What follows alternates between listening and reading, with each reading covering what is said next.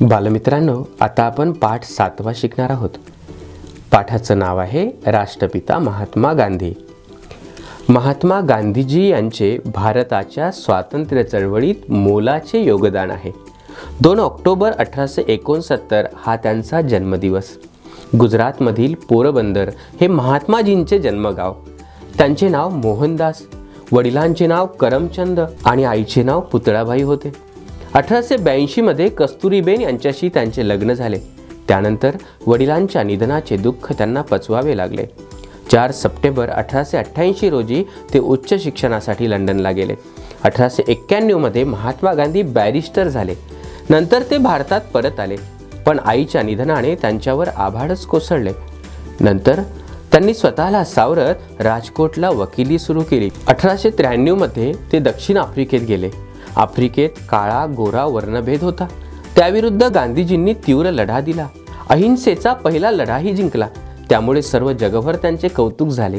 ते असामान्य व्यक्तिमत्व आहेत याचा प्रत्यय जनतेला आला. महात्मा गांधी भारतात परत आले.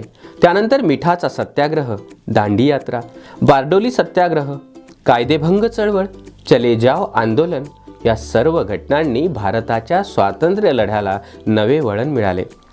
महात्मा गांधींना अनेकदा तुरुंगवास भोगावा लागला. ब्रिटिशांचे अत्याचार सोसावे लागले, पण ते कधीही माघारी वळले नाहीत. स्वातंत्र्य लढा आणखी तीव्र केला. त्यामुळे भारतीयांनी त्यांना बापू, महात्मा, राष्ट्रपिता ह्या पदव्या दिल्यात. गांधीजींनी परदेशी वस्तू व कापडांवर बहिष्कार टाकला. स्वदेशी चळवळ सुरू केली. घराघरात चरखा आणला. 1942 साली इंग्रजांना चले जाव व भारत छोडोचा इशारा दिला. सर्व भारतीय पेटून उठले. मोठी क्रांती घडून आली. अखेर इंग्रजांनी माघार घेतली. 15 ऑगस्ट 1947 रोजी भारत देश स्वतंत्र झाला. देशभर आनंदोत्सव साजरा झाला. या लढ्यात त्यांच्यासोबत पंडित मोतीलाल नेहरू, डॉक्टर राजेंद्र प्रसाद, वल्लभभाई पटेल, सुभाषचंद्र बोस, सरोजिनी नायडू, रवींद्रनाथ टागोर आणि पंडित जवाहरलाल नेहरू ही सगळी मंडळी जोमाने कार्य करीत होते. महात्मा गांधी अलौकिक पुरुष होते. ते भारतवासियांच्या सुख, आनंद, शांतीसाठी प्रार्थना करायचे.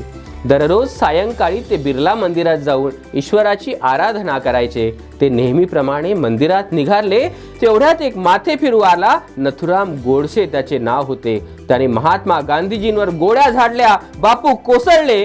सर्वांना रडू आवरेना. हे राम, बापूंचे अखेरचे शब्द ठरले. अखेर 30 जानेवारी 1948 रोजी बापूंची प्राणज्योत मालवली आणि संपूर्ण देशभर दुःखाची गडद छाया पसरली.